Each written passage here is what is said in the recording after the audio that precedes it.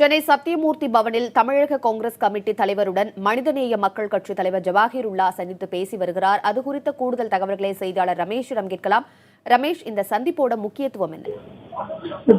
சற்று நேரத்திற்கு முன்பு தமிழ்நாடு காங்கிரஸ் கமிட்டி தலைவர் திருநாவுக்கரசரை மனிதநேய மக்கள் கட்சியுடைய தலைவர் ஜவஹர்லா சந்தித்து பேசினார். பொது சிவில் சட்டம் தொடர்பாக அந்த சந்திப்பு நடைபெற்றது. தற்போது அவர் செய்தியாளர்களை சந்திக்க இருக்கிறார். அந்த காட்சிகளை கூட நீங்கள் நேரடியாக பார்க்கலாம். குறிப்பாக மத்திய அரசு கொண்டு வந்திருக்கக்கூடிய அந்த பொது சிவில் சட்டத்திற்கு கருத்து கேட்பதற்கு எதிர்ப்பு தெரிவிக்க வேண்டும் என தமிழகத்தில் உள்ள அனைத்து கட்சிகளையும் கேட்க இருப்பதாக மனிதநேய மக்கள் கட்சி தலைவர் ஜவஹர்லா நம்மளுக்கு சற்று முன் தெரிவித்திருந்தார். அந்த அடிப்படையில் முதல் முறையாக தமிழ்நாடு காங்கிரஸ் கமிட்டி தலைவர் திருநாவுக்கரசரை சந்தித்து ஆதரவு கேட்டிருக்கிறார். இதே போன்று மற்ற அரசியல் கட்சி தலைவர்களையும் அவர் சந்திக்க உள்ளதாக தெரிவித்திருக்கிறார். உமா ரமேஷ், எவ்வளவு நேரம் இந்த சந்திப்பு நடைபெற்றது ரமேஷ்? அதாவது 15 நிமிடங்களில் இந்த சந்திப்பு நடைபெற்றது. அவருடைய சத்தியமூர்த்தி பவனில் காங்கிரஸ் தலைமை அலுவலகத்துக்கே வந்து ஜவஹர்லா சந்தித்து பேசியிருக்கிறார். கூட முஸ்லீம் அமைப்புகளைச் சேர்ந்த பல்வேறு தலைவர்களும் வந்திருக்கிறார்கள்.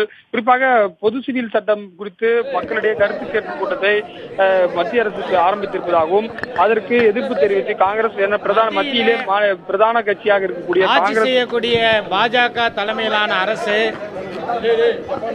பொது சிவில் சட்டத்தை இந்தியாவிலே அமுல்படுத்துவதற்கான பூர்வாங்க நடவடிக்கைகளை தொடங்கி இருக்கின்றது.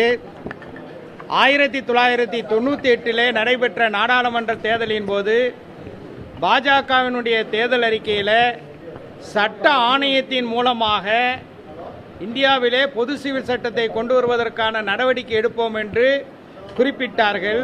அதைத் தொடர்ந்து 2004, 2009 அதேபோல 2014 நடைபெற்ற நாடாளுமன்ற தேர்தலின் போதும் தேர்தல் அறிக்கையிலே பொது சிவில் சட்டத்தை கொண்டு வருவோம் என்று அறிவித்தது. தேர்தல் அறிக்கையிலே குறிப்பிட்டிருப்பது போல சட்ட ஆணையத்தின் மூலமாக இந்தியாவிலே பொது சிவில் சட்டத்தை கொண்டு வருவதற்கான நடவடிக்கைகளை பாஜக அரசு எடுத்து வருகின்றது. இதை அனைத்திந்திய முஸ்லீம் தனியார் சட்ட வாரியம் சட்ட ஆணையத்தினுடைய கேலி பட்டியலை புறக்கணிப்போம் என்று அறிவித்திருக்கின்றது. தமிழ்நாட்டில் உள்ள அனைத்து இஸ்லாமிய இயக்கங்கள் மற்றும் அரசியல் கட்சிகளினுடைய கூட்டமைப்பும் சட்ட ஆணையத்தினுடைய கேள்வி பட்டியலை புறக்கணிக்கின்றது. பொது சிவில் சட்டம் என்பது இந்தியாவிலே வாழக்கூடிய சிறுபான்மை மக்களை பொறுத்தவரை தாங்கள் உயிரினும் மேலாக கருதக்கூடிய ஷரியத் சட்டத்திற்கு பங்கம் விளைவிக்கக்கூடிய ஒன்றாக இருக்கின்றது. பாஜகவினுடைய தேர்தல் அறிக்கையில் ஆட்சிக்கு வந்த 100 நாட்களுக்குள்ள ஒவ்வொரு இந்தியனுடைய வங்கி கணக்கிலும் 15 லட்சம் ரூபாய் வரவு வைக்கப்படும். வெளிநாட்டிலிருந்து கள்ளப்பணத்தை, கருப்பு பணத்தை கொண்டு வருவோம் என்று சொன்னார்கள். அதை நிறைவேற்ற முடியவில்லை.